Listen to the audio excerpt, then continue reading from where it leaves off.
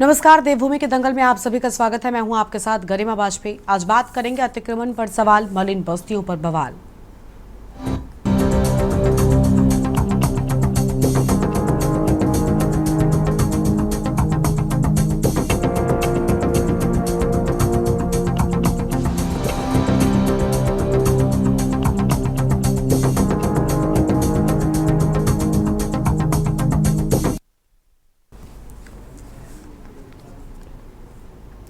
Uttarakhand high court ने देहरादून की विभिन्न नदियों, नालों व खालों में हुए अतिक्रमण को लेकर दायर अलग अलग जनहित याचिकाओं पर एक साथ सुनवाई की है और साथ ही सुनवाई के दौरान सरकार की ओर से बताया गया कि रिस्पना नदी के किनारे अतिक्रमण चिन्हित किए गए हैं, लेकिन इन अतिक्रमणकारियों के खिलाफ की गई कार्यवाही व मुकदमा दर्ज करने के संबंध में रायपुर थाना अध्यक्ष से व्यक्तिगत शपथ पत्र दायर करने को भी कहा गया है।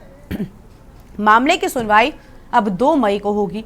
कोर्ट ने अगले सुनवाई के दिन प्रमुख सचिव वन आर.के. सुधांशु, प्रमुख सचिव सिंचाई डॉक्टर राजेश कुमार, सचिव शहरी विकास नीति कुमार झा और सचिव राजस्व एस.एन. पांडे को कोर्ट में उपस्थित रहने को कहा है और हाईकोर्ट के आदेशों के अनुपालन की रिपोर्ट देने को कहा गया है। मुख्य न्यायाधीश न्यायमूर्ति जी नरेंद्र व न्यायमूर्ति आलोक बेहरा के कोर्ट ने देहरादून क्षेत्र में नदी नालों में किए जा रहे अवैध निर्माण तुरंत ही रोकने को कहा है और कल हुई सुनवाई पर सरकार की ओर से कहा गया कि कोर्ट के आदेश के अनुपालन रिपोर्ट कोर्ट में पेश कर दी गई है। कोर्ट के आदेश के अनुसार ही पूर्व में कमेटी गठित कर सर्वे किया गया और अतिक्रमण को चिन्हित किया गया है। वहीं दूसरी ओर रिस्पना बंदाल नदी के मलिन बस्ती निवासी अतिक्रमण निशान लगाए जाने से आक्रोशित है। बस्ती बचाओ आंदोलन के बैनर तले कैंडल मार्च निकालकर उन्होंने अपना विरोध दर्ज कराया है। तो वहीं विपक्ष के नेता पूर्व सीएम हरीश रावत ने सरकार पर हमला बोला, 1 घंटे का मौन उपवास अपने आवास पर रखा और विरोध जताया और कहा कि सरकार को बताना चाहिए कि लोगों को उजाड़ने से पहले उनके लिए विस्थापन की सरकार के पास क्या नीति है। इन स्थानों पर लोग सालों से रह रहे हैं, ये लोग लगातार बिजली पानी का बिल भर रहे हैं। आज हम इसी पर विस्तार से करेंगे चर्चा, लेकिन उससे पहले ये रिपोर्ट देखिए।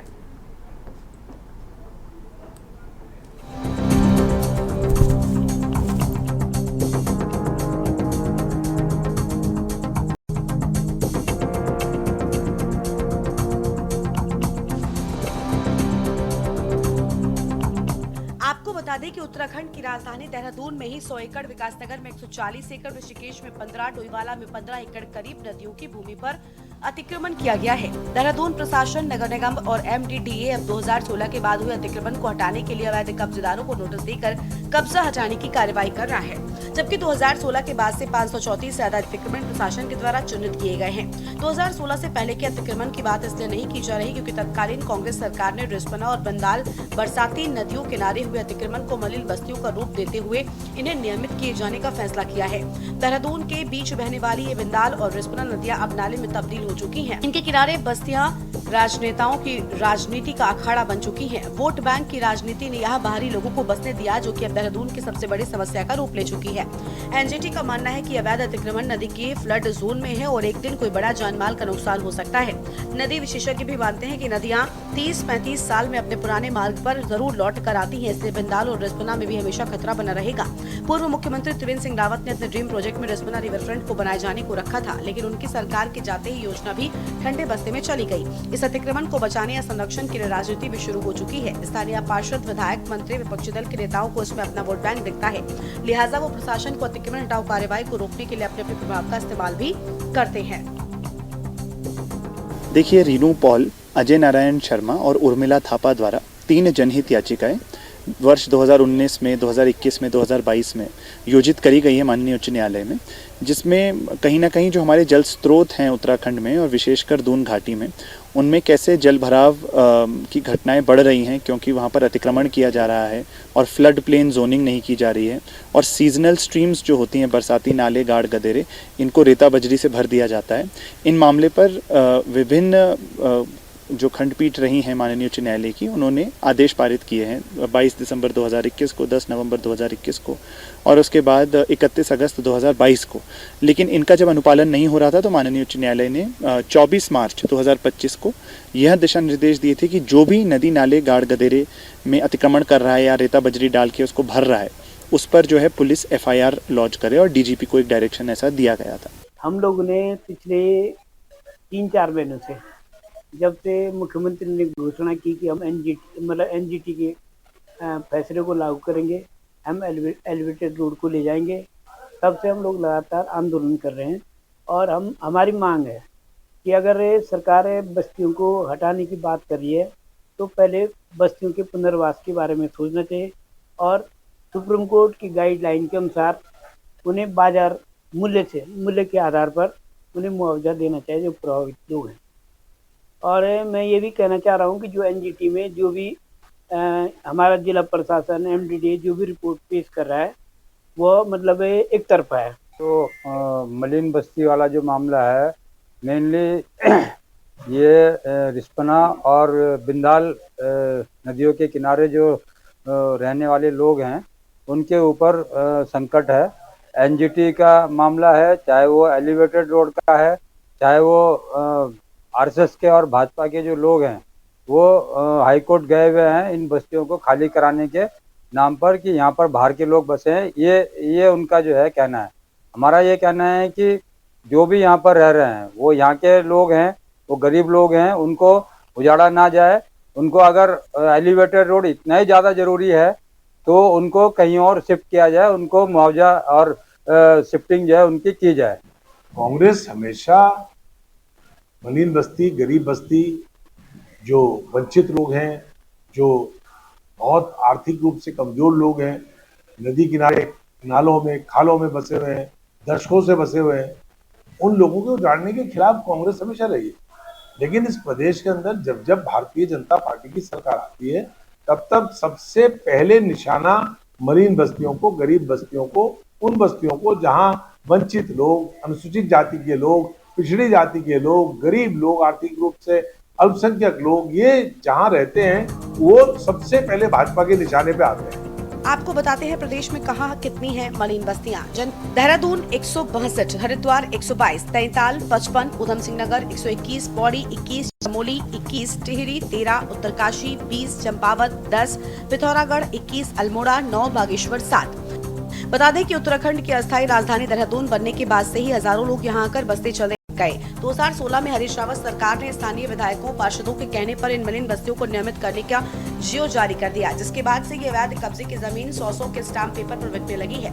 2017 में जब बीजेपी सरकार आई तो हाईकोर्ट में दायर एक जनहित याचिका पर आदेश के बाद इन बस्तियों के नियमितीकरण की प्रक्रिया पर रोक लगानी पड़ी। अब इस पर एनजीटी का भी दखल हो गया है, जिसके बाद प्रशासन को अतिक्रमण हटाना पड़ रहा है। भगवान,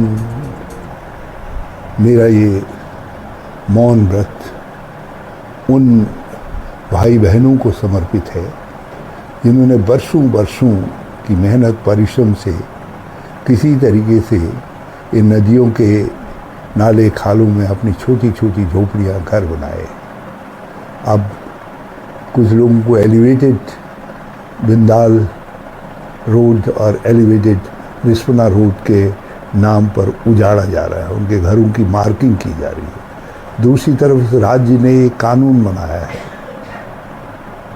मलिन बस्तियों के लोगों के नियमितीकरण का कानून बनाया है। 2016 में उत्तराखंड की विधानसभा ने सर्वसम्मति से उसे पारित किया है। रूप से मलिन बस्ती की बहुत बड़ी समस्या है और सरकार जो है अभी तक उसके लिए कोई नीति नहीं बना पाई है। वास्तव में यदि वो मलिन बस्तियों के पुनर्निर्माण के लिए या उनको नियमित करने के लिए कार्रवाई होनी चाहिए। हरीश रावत जी या तमाम लोग विपक्षी दल जरूर में इस बात को कह रहे हैं और उत्तराखंड का अंदर का भी मानना है, क्योंकि बहुत सारे लोग हैं और मलिन बस्तियों को कहाँ से उठा के कहाँ लेके जाएंगे, तो इसलिए उसमें एक ठोस नीति बननी चाहिए। मलिन बस्तियों का जहाँ तक सवाल है, हमने पहले भी और अभी भी हमेशा ही मलिन बस्तियों के जितने भी हमारे वहाँ पे जो लोग रह रहे हैं उनका सपोर्ट किया है। और चाहे बिजली की बात हो, पानी की बात हो, जो भी समस्याएं मलिन बस्तियों में आती हैं, चाहे वो नई बस्तियां हैं चाहे पुरानी बस्तियां हैं, हर जगह जिस भी समस्या का उनको समाधान चाहिए भारतीय जनता पार्टी समाधान करके देती है। लेकिन अब जिस प्रकार से सुप्रीम कोर्ट के भी ऑर्डर्स हैं और जो हमारी एलिवेटेड रोड परियोजना के माध्यम से जो कार्य चल रहा है, जो निर्माण चल रहा है, उसमें सिर्फ और सिर्फ मलिन बस्तियां ही नहीं है, बहुत सारे उसमें भवन है। रिस्पना बिंदाल नदी के मलिन बस्तियों के विषय पर अगली सुनवाई अब 2 मई को होगी, जिसमें कोर्ट ने कड़ा रूप दिखाते हुए भिन्न विभाग के प्रमुख सचिवों को कोर्ट में उपस्थित रहने व हाईकोर्ट के आदेशों के अनुपालन की रिपोर्ट देने को कहा है। सवाल यही है कि अब तक वोट बैंक की राजनीति में कहीं न कहीं पक्ष और विपक्ष दोनों ही अपने अपने स्तर से इन बस्ती वासियों का हितैषी होने का दावा कर रहे हैं, लेकिन जब तक मलिन बस्तियां वाले लोगों का पुनर्वास नहीं होता या उन्हें मालिकाना हक नहीं मिलता, तब तक कुछ भी कहा नहीं जा सकता। देखना होगा कि कौन सी पार्टी इन बस्तियों की समस्या का समाधान कर पाती है। Uttarakhand desk report.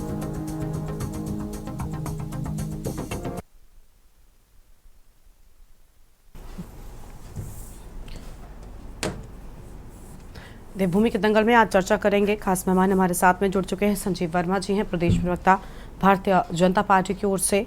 प्रमोद कप्रवान है, प्रदेश प्रवक्ता कांग्रेस पार्टी की ओर से। और बस्ती बचाओ आंदोलन से लेखराज जी हैं, जिला महामंत्री C2। और अभिजय नेगी हमारे साथ में है, अधिवक्ता हाईकोर्ट। कुलदीप राणा हमारे साथ में जुड़ेंगे, वरिष्ठ पत्रकार। सभी मेहमानों का बहुत बहुत स्वागत है। शुरुआत कर लेते हैं संजीव जी के साथ में। संजीव जी, क्या कहना चाहेंगे? अतिक्रमण जो साफ कराया जा रहा है, ये सालों से लोग यहाँ पर रह रहे हैं, बिल भर रहे हैं, बिजली पानी का बिल भरते हैं, लेकिन अब अचानक इन्हें यहाँ से हटाया जा रहा है। कहाँ जाएंगे ये लोग? क्या विस्थापना की कोई भी जानकारी है आपको? कोई भी तैयारी है क्या सरकार की ओर से इनको लेकर?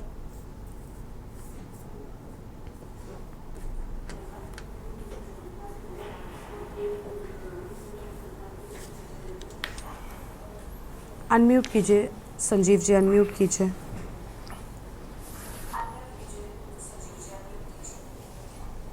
अनम्यूट कीजिए। हाँ जी, बोलिए सर। आ रही है आवाज? जी हाँ, गरिमा जी, देखिए, मैंने कहा कि भारतीय जनता पार्टी गरीबों की सच्ची हितैषी है।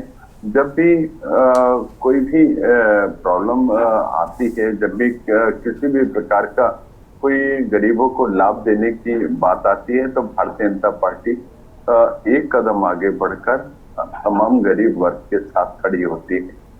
और मलिन बस्तियों के संबंध में भी जब जब नियमितीकरण की बात आई, भारतीय जनता पार्टी ने एक कदम आगे बढ़ाते हुए तमाम मलिन बस्ती वासियों के हितों का ध्यान रखते हुए वहां पर उनके नियमितीकरण में जो भी बाधाएं आ रही थी, उनको दूर करने के लिए, उनका निराकरण करने की दिशा में हम लोग लगातार आगे बढ़े। 2 बार बस्ती वासियों के लिए अध्यादेश लाने का काम भारतीय जनता पार्टी की हमारी सरकारों के द्वारा किया गया। और अभी भी गत अक्टूबर माह में जब अध्यादेश की अवधि समाप्त हो रही थी, तो अध्यादेश को आगे एक्सटेंड करने की दिशा में भी भारतीय जनता पार्टी ने एक कदम आगे बढ़ाकर बस्ती वासियों के साथ खड़े रहने का अपना जो एक वायदा था उसको पूर्ण किया। किंतु कांग्रेस पार्टी, जो इनके हाथ में जब सत्ता थी, जब 10 साल इनकी सरकार थी, उस समय ये लगातार उनके साथ राजनीति करते रहे। सचिवालय पर लाकर उनके ऊपर जो लाठीचार्ज हरीश रावत जी की सरकार में हुआ, किसी से छुपा हुआ नहीं है। हमने तमाम बस्ती वासियों के लिए, चाहे उनके पानी की बात हो, बिजली की बात हो, स्वास्थ्य की बात हो, उनके तमाम चाहे पुनर्वास की बात हो, हर क्षेत्र में हमने लगातार काम किया है। और अभी जिस प्रकार से बात आ रही है, आप देखें, कई बार क्या होता है, गेहूं के बीच में घुन भी पिसती है। तो इसी बात को लेकर अभी जिस प्रकार से बड़े पैमाने पर बाहरी तत्व और कुछ घुसपैठिए और कुछ संदिग्ध गतिविधियों वाले लोग जो बस्तियों का जिन्होंने रुख किया है, ऐसे तमाम लोगों के ऊपर सरकार बहुत तेजी के साथ सत्यापन का काम कर रही। उन लोगों को जिनकी गतिविधियां किसी भी रूप में सस्पेक्टेड हैं, संदिग्ध हैं, ऐसे लोगों को चिन्हित करने का काम किया जा रहा है। जिन लोगों के द्वारा जो बाहरी लोग हैं और गलत आधार कार्ड या गलत वोटर लिस्ट में अपना नाम दर्ज करा के या गलत आईडी देकर जो लोग बस्ती के अंदर रहने का प्रयास कर रहे हैं, ऐसे लोगों के ऊपर भी सरकार के द्वारा भी सख्त कार्यवाही की बात कही गई है। और माननीय मुख्यमंत्री जी के द्वारा ऐसे तमाम कर्मचारी अधिकारियों को भी आज सख्त निर्देश दिए गए हैं कि जो भी व्यक्ति गलत आधार कार्ड बनाने में, गलत वोटर लिस्ट में ऐसे नाम चढ़ाने में या गलत बिजली पानी के कनेक्शन देने में दोषी पाया जाएगा, तो ऐसे लोगों के खिलाफ भी कठोर से कठोर दंडात्मक कार्यवाही भी होगी और ऐसे लोगों को बर्खास्त रहने के लिए भी पूरी तरह से तैयार रहना चाहिए। तो गलत एक्टिविटीज वाले किसी को भी बर्दाश्त नहीं किया जाएगा। और उत्तराखंड की लेकिन देखिए आपने कहा कि बर्दाश्त नहीं किया जाएगा। बस्ती वालों से पूछे जाकर कि उन पर कितने ज़्यादा परेशानियां आन पड़ी हैं आपके इस एक फरमान से, है ना। वो जो सवाल पूछ रहे हैं उसका कोई भी जवाब सत्ता पक्ष के पास में नहीं है जो होना चाहिए। खैर, लौटेंगे आपके पास में। अभिजय नेगी जी हमारे साथ में है, अधिवक्ता हाईकोर्ट की ओर से। बहुत स्वागत सर आपका। अभिजय जी, क्या कहना चाहेंगे आप? पक्ष लगातार सवाल पूछ रहे हैं कि बस्तियां हटाने से आखिर क्या लाभ होगा, अब मामला आगे तक पहुंच चुका है। धन्यवाद आपका कि आपने मुझे इस डिबेट में आमंत्रित किया, क्योंकि इस केस में मैं याचिकाकर्ताओं की ओर से माननीय उच्च न्यायालय में पैरवी कर रहा हूं, तो इसलिए मैं मेरिट्स पर तो बहुत अधिक नहीं बोल सकता। लेकिन आपको बस ये बताना चाहूँगा कि जो पूरी दून घाटी है, देहरादून वैली, ये दो मेन रिवर सिस्टम्स के बीच में है। गंगा उसके ईस्ट में है और यमुना उसके वेस्ट में है। और जो 4 ट्रिब्यूटरीज हैं गंगा की जो दून घाटी से होकर गुजरती हैं, उसमें रिस्पना आती हैं, बिंदाल आती है, सुसवा आती है और सौंग नदी आती है। ये 4 नदियाँ आती हैं। इन 4 नदियों में से 2 की हालत बहुत ख़राब है। रिस्पना को तो अब कई मामलों में ऐसे समझा जाता है कि ये केवल एक बरसाती नदी है, जबकि अगर आप मौसी फॉल या शिखर फॉल क्षेत्र में जाएंगे दून घाटी के, जो मसूरी की तलहटी में है, तो आपको इसमें काफ़ी पानी दिखेगा। और ऐसे ही बिंदाल के हाल हैं, बहुत बुरे हाल हैं इन 2 नदियों के।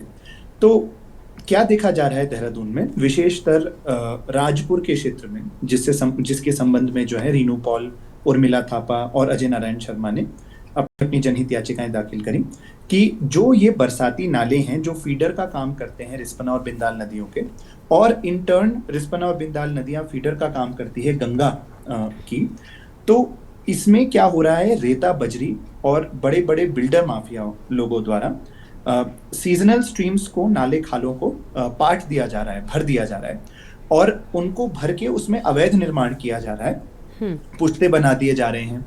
और इससे जो समस्या आती है वो ये है कि जब बरसात आती है तब जल भराव जैसी घटनाओं को हम देखते हैं, या फिर क्योंकि इनका अवैध निर्माण होता है और जब पानी अपने रास्ते पे आ जाता है तब उसको बाढ़ की संज्ञा दी जाती है कि बाढ़ आ गई, जबकि कुछ नहीं हुआ होता है, वो पानी का अपना ही रास्ता होता है। अजय नारायण शर्मा की जनहित याचिका में डांडा लखौंड एक क्षेत्र है सहस्त्रधारा में, और सहस्त्रधारा के रोड के पास ही IT पार्क है देहरादून का। वहां पर देखा गया कि कई जलमग्न भूमियों पर निर्माण कर दिया गया, जिससे क्या हुआ, बरसातों में हम अक्सर देखते हैं कि पानी सड़क पर बह रहा होता है। इसी तरीके से रीनू पॉल ने बिंदाल के अपर कैचमेंट एरिया की बात करी, जहां पर नदी संरक्षण के लिए फ्लड प्लेन जोनिंग एक्ट है उत्तराखंड का 2016 का, उसके तहत फ्लड प्लेन जोनिंग होनी चाहिए। माननीय उच्च न्यायालय ने 22 दिसंबर 2021 को दिशा निर्देश दिए थे जिला अधिकारी देहरादून को कि फ्लड प्लेन जोनिंग करें, नहीं की गई। और तीसरी चीज आप देखेंगे कि उर्मिला थापा की जो जनहित याचिका है वो राजपुर क्षेत्र में जो एक डियाब्लो करके एक पब है, बार है, इनका भी प्रचलन हो गया है देहरादून में, उसके ठीक पीछे देखा गया कि जो है खाला था जिस पर निर्माण कर दिया गया, और बिजली दफ्तर जो है राजपुर में ही ऊपर ठेके के पास, वहां पर भी देखा गया है कि कैसे बिजली दफ्तर के नीचे जो के सामने जो पुल है उसको जो है पूरे गदेरे को जो है रेते बजरी से भर दिया गया। तो देखिए, मुद्दा जो था माननीय उच्च न्यायालय के सामने ये है, मुद्दा ये नहीं है जो नीचे क्षेत्र में देहरादून में देखा जा रहा है कि मलिन बस्तियों को हटाने ये पहुंच गए, गरीबों के ऊपर ये पहुंच गए। देखिए, उन पर तो ठोस नीति नियोजन सरकार को करना होगा, क्योंकि कहीं ना कहीं जो भी नदी के फ्लड प्लेन पे है उसका भी वहां पर रहना उसकी राइट टू लाइफ और डिग्निटी के खिलाफ है। अब देखिए, गरीब आदमी तो मजबूरी से ऐसी जगह पर रहेगा। आप और मैं या कोई भी अन्य साथी जो इस पैनल डिबेट में है या जो आपके व्यूअर्स भी होंगे कई उनमें से कोई भी अपनी इच्छा से जाकर जो है किसी गाड़ गदेरे में नहीं रहना चाहेगा। लेकिन इस मामले का एक दूसरा पहलू है गरिमा जी, जो मैं चाहता हूं आप जिस पर उतनी चर्चा करें जितनी पहलू की हो रही है, कि जो ये माफिया हैं, जो बिल्डर हैं, जो इस तरीके से सीजनल स्ट्रीम्स को भर के इन लोगों को एक यहाँ लाने का काम कर रहे हैं, और दूसरा प्राकृतिक संसाधनों के साथ खिलवाड़ कर रहे हैं। आपसे शेयर करना चाहूंगा, अजय नारायण शर्मा की जनहित याचिका में 10 नवंबर 2021 को माननीय उच्च न्यायालय एक अंतिम ऑर्डर पारित कर चुकी है कि मुख्य सचिव उत्तराखंड सरकार हर 3 वर्ष में यहाँ की हवा, पानी, नेचुरल रिसोर्सेज, इनके क्लाइमेटिक कंडीशन का एक सर्वे कराए। वो भी नहीं किया गया। ये कारण है कि ये चौथी डेट होगी 2 मई 2025 को, जब 4 प्रमुख सचिव स्तर के अधिकारियों को चौथी बार बुलाया जा रहा है। एक बार अभी माननीय न्यायालय ने 24 मार्च 2025 के आदेश से 15 अप्रैल को बुलाया। सेटिस्फाइड नहीं हुए तो 15 अप्रैल से 21 अप्रैल को बुलाया। उसके बाद जो है 21 अप्रैल से अब ये 2 मई को बुलाया जा रहा है। और हाईकोर्ट ने ऑर्डर दिए हैं कि भाई आप सीसीटीवी कैमरास लगाएं जहां जहां गाड़ गदेरे में लोग एंक्रोचमेंट करने की कोशिश कर रहे हैं, या फिर उन पर एफआईआर लॉन्च की जाए। मतलब ना कुछ रोकथाम के कदम जो सरकार को अपने हिसाब से उठाने चाहिए। लेकिन हम देख रहे हैं कि तापमान क्या जा रहा है और ये सारे संसाधनों की क्या स्थिति हो रही है, तो एक्शन होना चाहिए। गरीब अमीर देखने से बेहतर ये है कि जो रसूखदार लोग पहले इस तरीके के काम ऊपरी क्षेत्र में कर रहे हैं, रिस्पना और बिंदाल नदियों पे और सोंग नदी के ऊपरी क्षेत्रों में, और यही हाल जो है विकासनगर की तरफ भी हो रहा है। इन चीजों को पहले रोकने की कोशिश करी जानी चाहिए। हमारी याचिका इन बिंदुओं पर है, पर हाँ, जो भी नदी में अब लंबे समय से रह रहे हैं उनके लिए कोई ठोस नीति के साथ ही सरकार को काम करना चाहिए। ऐसा ही हमारा सुझाव है और ऐसा ही हमारा सबमिशन ऑनरेबल हाईकोर्ट में। ठीक है सर, लौटेंगे अपनी चर्चा को हम आगे बढ़ाएंगे। कई अहम चीजें आपकी ओर से उठाएंगे, उस पर हम सत्ता पक्ष से जवाब भी लेंगे। लेकिन उससे पहले देवभूमि के दंगल में एक छोटे से ब्रेक के लिए रुकेंगे। आप देख रहे हैं के न्यूज़, खबरों का सारथी। ब्रेक के बाद देवभूमि के दंगल में आप सभी का स्वागत है। खास मेहमान हमारे साथ में लगातार बने हुए हैं। हम चर्चा कर रहे हैं मलिन बस्तियों के हटाने को लेकर। खास मेहमानों का रुख कर लेते हैं। कुलदीप राणा जी हमारे साथ में हैं और साथ ही प्रमोद कबरवान जी हैं, प्रदेश प्रवक्ता कांग्रेस पार्टी की ओर से। पहले कांग्रेस का रुख कर लेते हैं। सर, कांग्रेस की ओर से बड़ा विरोध दर्ज कराया गया है, लेकिन लगातार अतिक्रमण पर आप सवाल कर रहे हैं। बस्तियां हटाने से आपत्ति क्यों है? क्या सिर्फ विस्थापन की तैयारी नहीं की सरकार ने, इसी वजह से कांग्रेस पार्टी विरोध कर रही है? हालांकि हरीश रावत ने, हमने देखा, बड़ा विरोध दर्ज कराया है।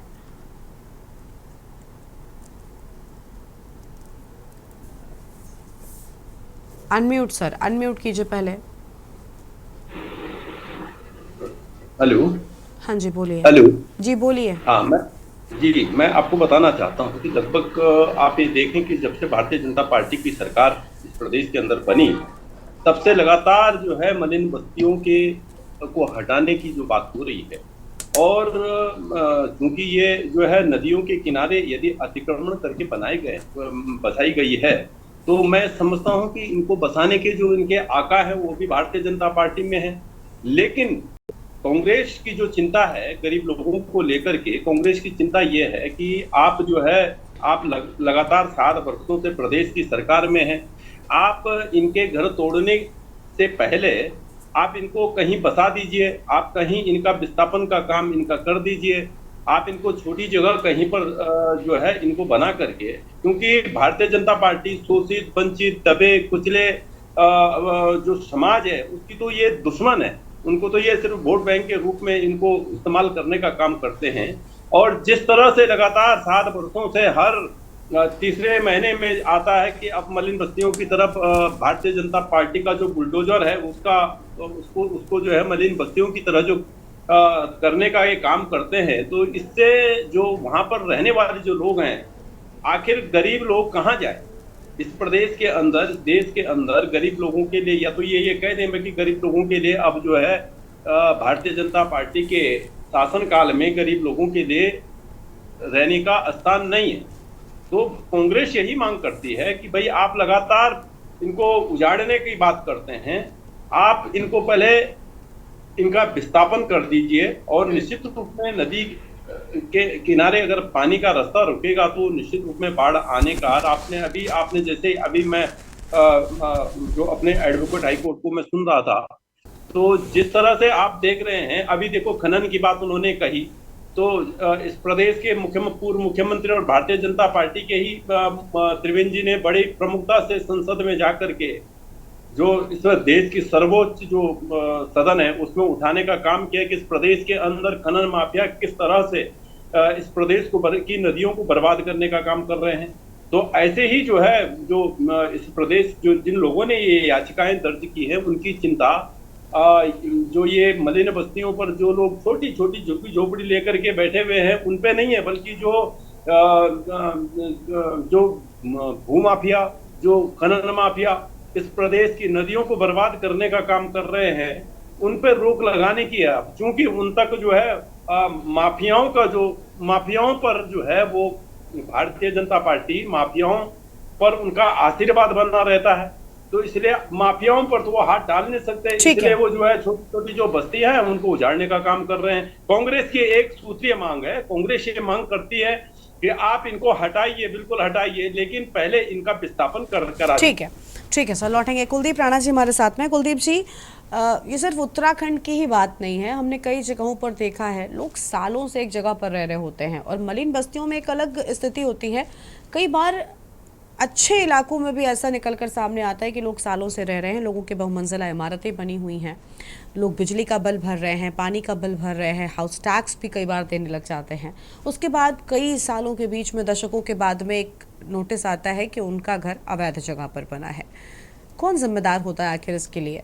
कैसे ये सब कुछ इतने सालों तक चलता रहता है, तब सरकार की नज़र नहीं जाती और अचानक से एक पूरी की पूरी बस्ती उजाड़ने की तैयारी आप कर लेते हैं? क्या पहले आपने इन चीज़ों को क्रॉस चेक नहीं किया था, या तो पहले आप गलत थे या अब आप गलत हैं? क्या स्थितियाँ होती हैं? बस्तियाँ हटानी ठीक है, आप ये भी कह रहे हैं कि हम लोगों के लिए पर्याप्त इंतजाम करेंगे, क्या करेंगे आप? कहाँ जाएंगे इतने लोग जो इतने दिनों से बिजली का बिल, पानी सब कुछ ले रहे थे? ये सब अवैध कैसे हो गए? और क्या सरकार ने वाकई विस्थापन नीति तैयार की है कोई इन लोगों के लिए?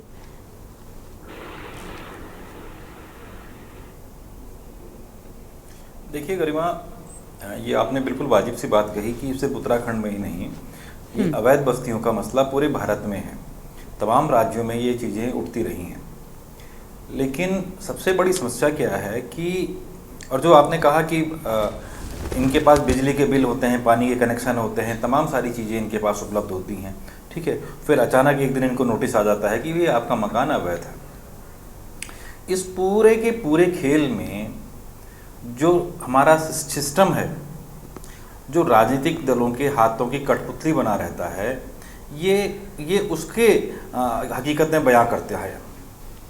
ये जो सारी स्थितियां आज अगर उत्तराखंड में बन रही हैं, आप देखिए कि के न्यूज़ पर हमने अवैध बस्तियों को लेकर के न जाने कितनी बार डिबेट की है। बिल्कुल, पिछले वर्ष भी चुनाव से पहले इसमें डिबेट हुई, निकाय चुनाव थे उससे पहले भी जब नोटिस आने लगे तब भी इस पर हमने काफ़ी चर्चाएं की, हाईकोर्ट में भी मसला बना रहा।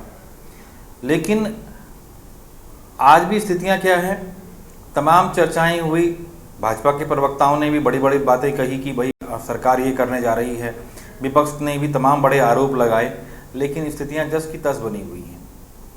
एक कदम आगे कोई चीज़ बढ़ी हो या कहीं न कोई नया सुधार हुआ हो या व्यवस्थाओं को सुव्यवस्थित करने की दृष्टि से कोई प्रयास किया गया हो, तो ऐसा दूर दूर तक कहीं नज़र नहीं आता है।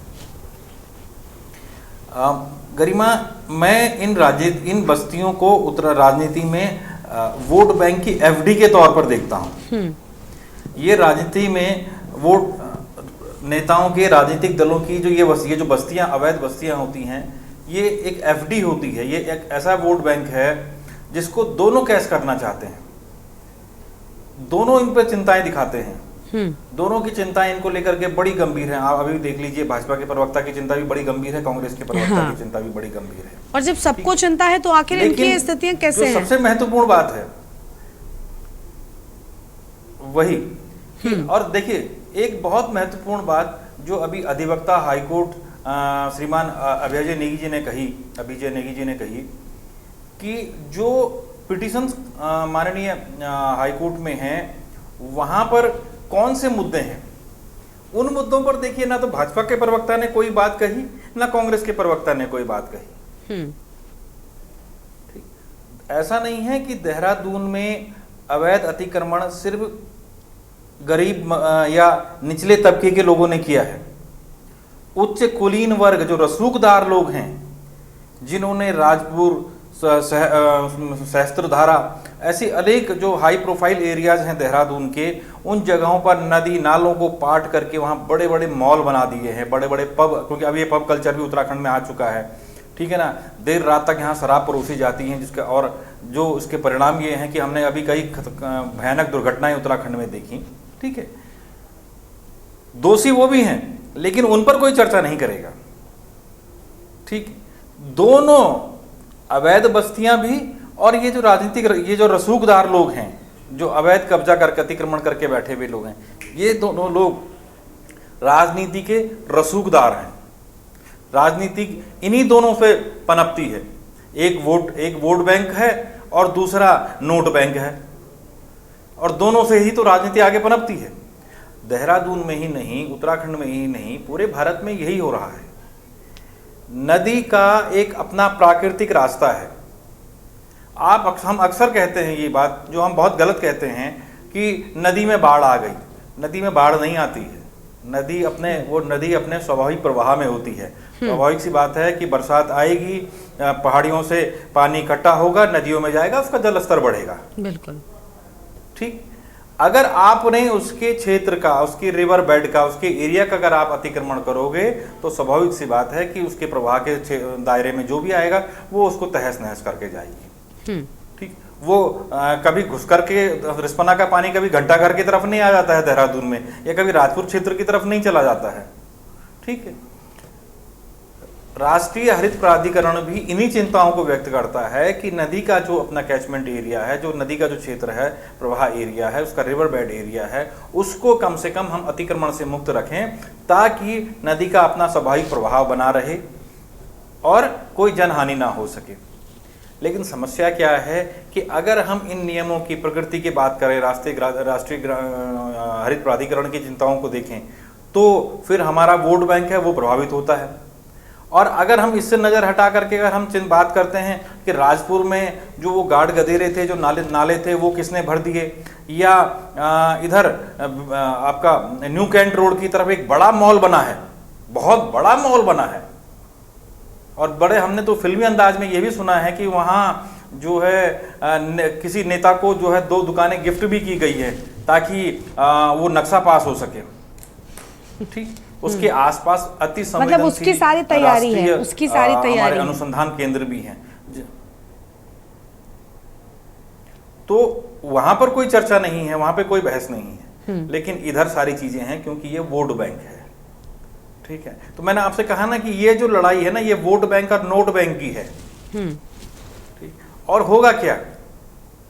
होगा कुछ नहीं, आपको इनको यहां से हटा दिया जाएगा। पहले डिबेट्स में हम सुनते रहे हैं, फिर आगे भी सुनेंगे कि इनके लिए हम आवास बनाएंगे, इनको हम पुनर्वास करेंगे। ठीक है। और फिर कुछ समय के बाद देखिएगा, 5-7 साल के बाद, कि यही लोग नई जगह पर अपना, क्योंकि उनको भी तो सर छुपाने की जगह चाहिए, वो कहीं अपना सर छुपाने के लिए अपनी झोपड़ी तैयार करेंगे, और फिर हम ये चिंता व्यक्त करते रहेंगे कि भाई देखो अतिक्रमण हो गया। बिल्कुल। और सवाल ये भी उठता है कि एक बार अतिक्रमण को लेकर भी शिकायतें होती हैं कि आखिर अतिक्रमण कैसे है, इस पर भी विपक्ष क्यों ना हो। कांग्रेस पार्टी लगातार कहती है कि अतिक्रमण ने देहरादून में इतनी सारी समस्याएं खड़ी कर रखी है बाकी जगहों पर, और उसके बाद अतिक्रमण हटाने भी जाते हैं तब भी आपत्ति दर्ज कराई जाती है। मैं एक छोटी सी बात के साथ अपनी बात पूरी करूंगा। देहरादून में अगर कहीं किसी दुकान के आगे अतिक्रमण हो जाए, हालांकि वो अतिक्रमण भी अवैध है, गलत है, ठीक है ना, लेकिन चूंकि वहां से भी वो जुड़ा हुआ होता है ना, एग्जैक्टली। लेकिन वहां भी अगर अतिक्रमण हो जाए तो तुरंत नगर निगम की टीम पहुंच जाती है, उसको तत्काल पता चल जाता है कि अतिक्रमण हो गया। कहीं किसी भूमि पर अवैध प्लॉटिंग हो रही है, तो वहां तुरंत MDDA की, शहरी विकास प्राधिकरण की टीमें पहुंच जाती हैं कि अवैध निर्माण हो गया। लेकिन जब नदियों के किनारे अवैध अतिक्रमण हो रहा होता है, तो ना तो नगर निगम की नींद टूटती है, और ना ही MDDA, देहरादून का MDDA, इसकी नींद टूटती है। ठीक है। जब राजपुर जैसे जगहों पर कोई रसूखदार नाले को पाट करके उसके ऊपर कोई पब बना लेता है या कोई मॉल बना लेता है, जिसमें कि दुकानें मंत्रियों को, नेताओं को आवंटित कर दी जाती हैं, उस तरफ कोई नजर उठाने की कोशिश भी नहीं, हिम्मत भी नहीं दिखा सकता है। ठीक। ये देहरादून की हकीकत है, ये उत्तराखंड की राजनीति की हकीकतें हैं। ठीक है, संजीव वर्मा जी का रुख करते। संजीव जी, तैयारी क्या है विस्थापन नीति के लिए, क्या कुछ आपने तैयार किया है? बिल्कुल ठीक बात कही कुलदीप जी ने कि बातें होती हैं, चिंता होती है इन लोगों की, लेकिन उसका असर क्यों नहीं दिखता, उनके लिए कोई तैयारी क्यों नहीं दिखती है? ये फिर यहाँ से हटाएंगे, दूसरी जगह पर जाकर अपना बसेरा बना लेंगे।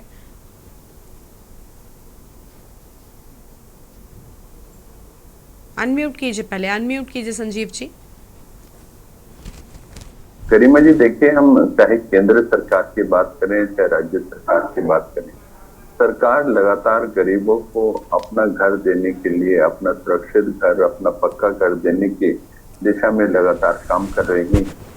और जो जिस तरह से प्रधानमंत्री आवास योजना के तहत लगातार तमाम गरीब लोगों को अपना आवास की जो योजना के अंतर्गत घर दिए गए, हजारों की संख्या में उत्तराखंड में भी इस योजना से हमारे तमाम गरीब लोग प्रभावित हुए हैं, लाभान्वित हुए। उसी तरह से अभी जो हम मलिन बस्तियों की बात कर रहे हैं, जहां पर कोई भी योजनाएं लागू होने वाली हैं, जैसे एलिवेटेड हमारे रोड्स आने वाले हैं, चाहे वो रिस्पना हो चाहे बिंदाल हो, तो उसमें ये भी देखा जाएगा कि 2016 से पूर्व की एक जो डेडलाइन सरकार ने निश्चित करी थी, और कितने लोग वहाँ पर पुराने हैं, कितने लोग अभी नए उसमें आए हैं, और कितने लोग कोई उसमें घुसपैठिया तो नहीं है, कोई उसमें अन्य संदिग्ध तो नहीं है। तो ऐसे लोगों को भी वहाँ पर चिन्हित किया जाना आवश्यक है, ताकि वहाँ का एक सुरक्षा का भी ध्यान रहे और तमाम चीजों का भी ध्यान रहे। और सरकार अपनी तरफ से पूरी तरह से कृत संकल्पित है कि किसी से भी उसका घर नहीं छीना जाएगा, किसी को भी उजड़ने नहीं दिया जाएगा। और नहीं, लेकिन सरकार तो सिर्फ ये आश्वासन तो सरकार कई सारी चीजों में देती है, लेकिन उसका असर, मेरा सवाल ही ये था कि उसका असर क्यों नहीं दिखता। हाँ अभिजय जी, मैं आपके ही पास आ रही थी। असर दिखना बहुत ज़रूरी है ना, और इससे कितना लाभ हो रहा है, ये लाभ आपको पहले क्यों नहीं हो रहा था? क्या आपको पहले नहीं पता था कि इस पूरे इलाके में ऐसा नहीं कि मलिन बस्तियाँ एक दिन में खड़ी हो जाती हैं या 1-2 महीने में बस जाता है, एक लंबे वक्त से ये चीज़ें चली आ रही होती हैं। तो उस पर मुझे लगता है ठीक जवाब नहीं मिल पा रहा संजीव जी। ठीक है, हम लौटेंगे, अभिजय जी कुछ कहना है उनको सुन लेते हैं। अभिजय जी आते हैं, संजीव जी आते हैं। मैं एक चीज ऐड कर लेता हूँ, फिर प्रवक्ता साहब उसका भी जवाब दे सकते हैं। हाँ सर। बिंदु, देखिए, अभी उन्होंने एक बहुत इंपॉर्टेंट बात कही, प्रवक्ता साहब ने भारतीय जनता पार्टी के, कि आवास योजनाओं के तहत घर आवंटित किए जाते हैं और किए भी जाते हैं, ये बात सही है।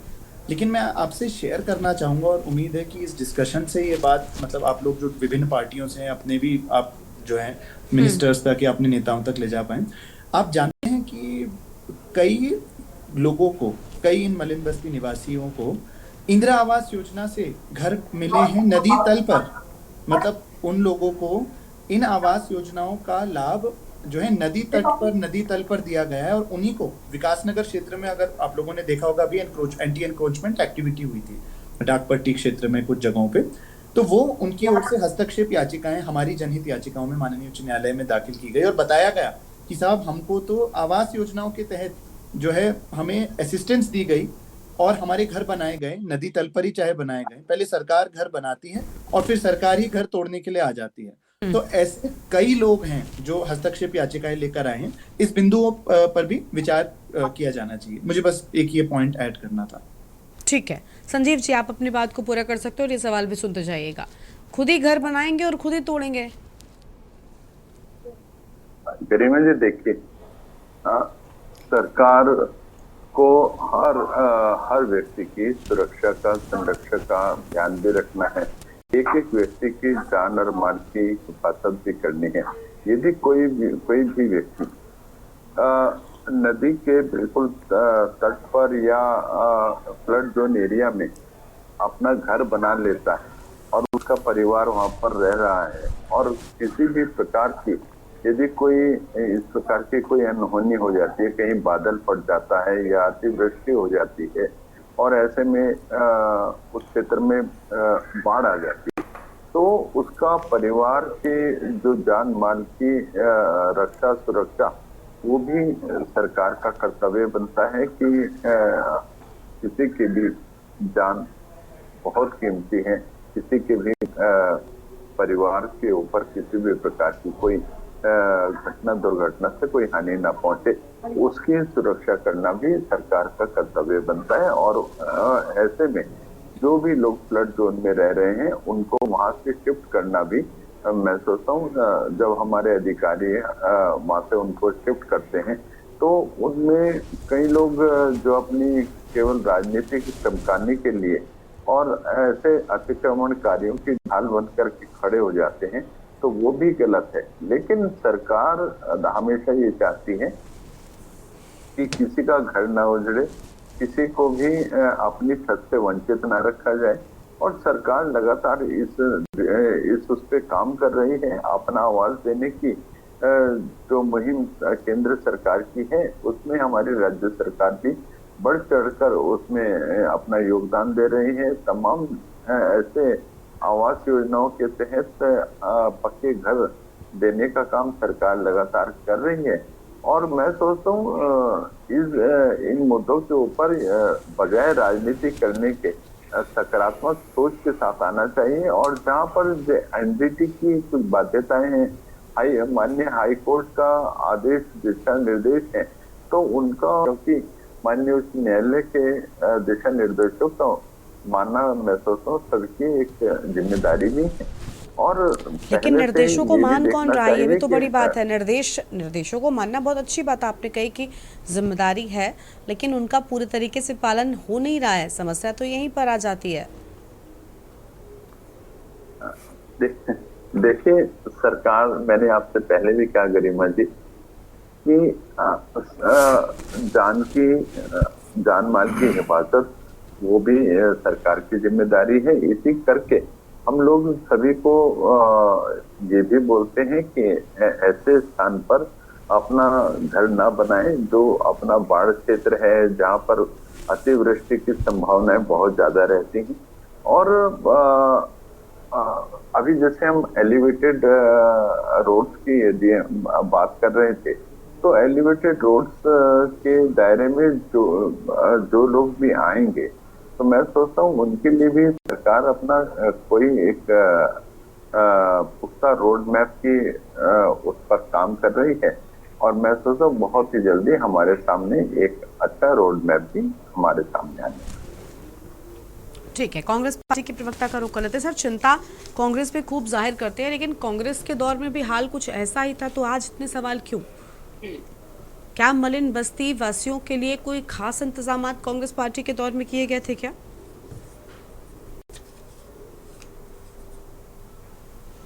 अनम्यूट सर, अनम्यूट कीजिए, अनम्यूट कीजिए।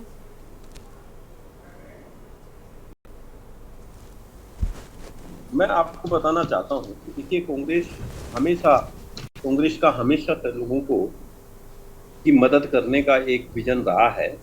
और इस समय लगभग 7 वर्षों से आप देख रहे हैं कि लगातार भारतीय जनता पार्टी सरकार में है। अब कांग्रेस को ये भारतीय जनता पार्टी के लोग कांग्रेस को बीच में इसलिए लाते हैं क्योंकि खुद अभी आप देखिए, आपने देखा होगा कि संजीव वर्मा जी ने जिस तरह से लंबी चौड़ी जो गाथा गाही और ये बताने का काम नहीं किया कि जिस पैसे पर सरकार ने जिन घर बनाने के लिए पैसा दिया और फिर उसी घर का ध्वस्तीकरण करने के लिए सरकार चली गई, तो क्या ये जो है मतलब इस तरह की जो नीतियां हैं, इस तरह के जो काम हैं, उस पर उन्होंने कुछ कहा नहीं। ऐसे ही देखिए, आपने भी आप भी मैं जो कह रही हूँ आप उस पर कुछ नहीं कह रहे, यही तो चल रहा है ना। वो अपने दौर के जवाब नहीं दे रहे, आप अपने दौर के जवाब नहीं दे रहे। 2016 में जब जो है हरीश रावत जी मुख्यमंत्री बने, तो मुख्यमंत्री बनते ही उन्होंने जो है मलिन बस्तियों के नियमितीकरण करने के लिए जो है बैठक का आयोजन किया और उस पे जो है सहमति भी बनी। लेकिन दुर्भाग्य से सरकार जो है चेंज हो गई और उसके बाद फिर वो जो मामला है वो लटक गया। यदि अच्छा, हरीश रावत उसके पहले कितने वक्त तक सरकार में थे? हरीश रावत कोई मतलब वो सरकार बनने से ठीक पहले उनको मलिन बस्तियों की याद आती है और उसके बाद दुर्भाग्यवश क्योंकि सरकार नहीं रह जाती तो आपके पास कोई जवाब, मुझे लगता है आपको लगता है कि आपकी जवाबदेही नहीं बनती। जब नेता अगर ताकत में होगा, जब वो सरकार में होगा, तभी उनका नियमितीकरण कर पाएगा। अब ऐसे तो जो है मैं समझता हूं कि एक सिर्फ बयानबाजी करने के बजाय उनके पास कोई अधिकार है नहीं। तो निश्चित रूप में आप ये देखें कि जब भी कांग्रेस की सरकार प्रदेश के अंदर, देश के अंदर रही, तो शोषित वंचित जो लोग रहे उनकी सेवा करने का काम, उनको बसाने का काम, उनकी आजीविका किस तरह से चले उसको लेकर के कांग्रेस ने चिंता भी की और उन पे काम भी किया। और जो भारतीय जनता पार्टी का रहा, भारतीय जनता पार्टी हमेशा से गरीब, शोषित, वंचित जो ये लोग हैं, अल्पसंख्यक हैं, इनका दोहन करने का काम, इनको उजाड़ने का सोच भारतीय जनता पार्टी की रही है। और यदि अगर उस समय 2016 में कांग्रेस की सरकार न जाती तो निश्चित रूप में हरीश रावत जी का जो विजन था, हमारी सरकार का जो विजन था, वो ये था कि भाई गरीब जो लोग हैं उनका हम विस्थापन करने का काम करें। और अभी भी मुख्यमंत्री चाहें तो गरीब लोगों का विस्थापन बड़े गरीबी हटाओ का नारा देने वाले लोगों ने केवल गरीबों को हटाने का काम किया। क्यों भूल जाते हो मेरे भाई? लेकिन क्योंकि जो है विजन जो है भारतीय जनता पार्टी का विजन इस तरह का विजन नहीं है। वो तो जो है भारतीय जनता पार्टी का हाथ भूमाफियाओं का साथ, भारतीय जनता पार्टी का हाथ खनन माफियाओं का साथ। भारतीय जनता पार्टी के विजन और भारतीय जनता पार्टी के कार्यक्रम को लेकर आपने उनकी कार्यशैली पर बहुत सारी बातें कही। मेरा सवाल ये था कि कांग्रेस के दौर में क्या स्थिति बेहतर थी, आपने उस पर कुछ नहीं बोला। कुलदीप जी, अभी आपने बिल्कुल ठीक कहा कि दोनों दलों के लिए एफडी जैसे हैं ये लोग, जब भी चाहो तब भुनाओ। हम तो आपसे कह रहे हैं, ठीक है प्रमोद जी, अब शांत हो जाइए, अब शांत हो जाइए। प्रमोद जी, हरीश रावत जी अभी भी आपत्ति और विरोध दिखा रहे हैं, उन्होंने मौन उपवास रख लिया, सब अच्छी बातें हैं, लेकिन क्या बिल्कुल जब सरकार खत्म होने वाली थी उससे पहले ही मलिन बस्ती वालों की याद आई थी? दुर्भाग्यवश उसके पहले उनको याद नहीं आई थी, या उनके दौर में एकदम स्थितियां ठीक हो गई थी मलिन बस्तियों की? हाँ, मेरे से पूछ रही हैं आप? देखिए गरिमा, कुलदीप जी आप बोलिए। कुलदीप जी के प्रवक्ता जिन चीजों की बात कर रहे हैं, 2016 से पहले क्या स्थिति हुई थी और किन कारणों से ये एक्ट लाया गया, ठीक। एक सार्वजनिक कार्यक्रम में तत्कालीन मुख्यमंत्री हरीश रावत ये कह चुके थे कि देहरादून में अवैध अतिक्रमण है बस्ती नदियों के किनारे, इन्हें यहाँ से साफ किया जाएगा, ठीक। कार्यक्रम कुछ दूसरा था और ये इनका अपने भाषण की रॉ में उन्होंने ये बात कही थी। इस मुद्दे पर मैं उस वक्त एक राष्ट्रीय दैनिक अखबार में कार्य करता था और इस मुद्दे पर मैं कांग्रेस के देहरादून के कई विधायकों से मिला और मैंने उनसे कहा कि भाई आपका जो एक बड़ा वोट बैंक है, ठीक है, जिनमें राजपुर के विधायक, तत्कालीन विधायक राजकुमार हैं और उस समय कांग्रेस के विधायक रहे, अब तो भाजपा में आ गए, रायपुर के विधायक उमेश शर्मा काऊ हैं, ठीक।